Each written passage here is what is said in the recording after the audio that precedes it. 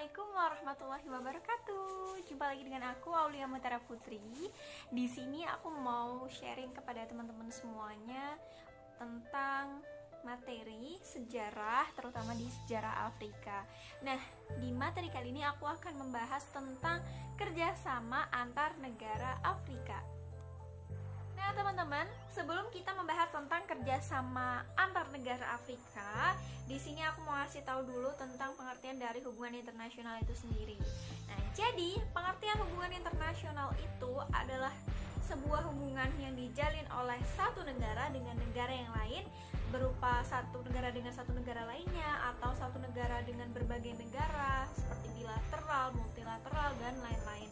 Nah, hubungan internasional ini dijalin sebuah negara dengan negara lain itu dikarenakan untuk mencapai tujuan yang sama, satu tujuan yang sama.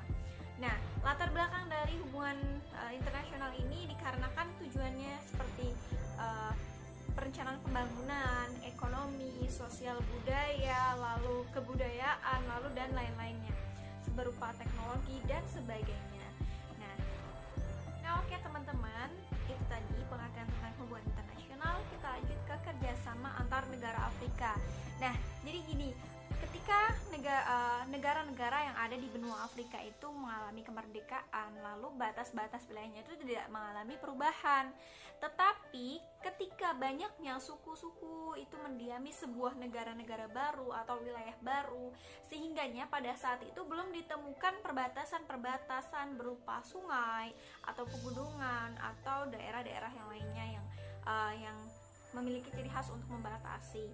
Nah, dari situ Presiden Tanzania itu namanya itu adalah Julius Nyerere itu meminta untuk negara-negara baru tersebut untuk mengemukakan pendapatnya di depan 32 negara lainnya. Nah, dikemukakannya itu dalam KTT Afrika pada tanggal 25 Mei tahun 1960, dan itu bertepatan dengan penyampaian ide-ide gagasan tersebut. Nah, KTT Afrika itu ketika tanggal 25 Mei 1960 itu lalu dibentuklah atau berdirinya sebuah Organization of African Unity atau OAU. Nah, oke, kita ke OAU atau Organization of African Unity. Nah, tujuan dibentuknya OAU ini sendiri itu memiliki tujuan yang sangat penting. Yang pertama, yang paling utama itu adalah menjadikan negara-negara di Afrika itu diakui di dalam percaturan dunia. Nah, selanjutnya OAU ini memiliki tujuan seperti integritas sebuah negara tersebut, memajukan keadaan sosial, ekonomi, pembangunan, dan sebagainya. Lalu di OAU ini sendiri juga bertujuan untuk lebih memajukan dalam bidang keamanannya terutama dalam bidang militer dan persatuan-persatuan antar negara Afrika itu sendiri. Lalu OAU ini juga bertujuan untuk menghapus sisa-sisa kolonialisme atau penjajahan yang pernah terjadi di negara-negara yang ada di benua Afrika. Lalu penyatuan negara-negara Afrika itu sendiri dilanjutkan dengan adanya Lagos Plan of Action. Nah, itu sendiri yang dicetuskan untuk penyatuan negara-negara yang ada di Afrika. Nah, lalu Lagos Plan of Action ini dicetuskan pada tahun 1980. Lalu pada saat itu ada namanya Prakata Abuja, dia mencetuskan AEC atau African Economic Community. Oke teman-teman, kita lanjut ke kemitraan pembangunan yang ada di negara Afrika. Nah, kemitraan pembangunan yang ada di negara Afrika ini ada sebuah namanya itu NEPAD atau NEP ada. Nah, NEPAD ini terfokus pada pembangunan ekonomi, lalu memperbaiki kondisi politik, lalu fokus pada economic off scale atau dia scale up ekonomi yang ada di negara-negara Afrika. Karena seperti yang kita tahu, di negara Afrika itu kebanyakan perekonomiannya itu mengalami kondisi yang di bawah kata stabil. Nah, lalu NEPAD ini bertujuan untuk menstabilkan kondisi politik dan kondisi ekonomi yang ada di negara Afrika tersebut. Oke teman-teman, kita lanjut ke kemitraan pembangunan yang ada di negara Afrika. Nah, kemitraan pembangunan yang ada di negara Afrika ini ada sebuah namanya itu NEPAD atau NEP ada. Nah, NEPAD ini terfokus pada pembangunan ekonomi, lalu memperbaiki kondisi politik, lalu fokus pada economic off scale atau dia scale up ekonomi yang ada di negara-negara Afrika.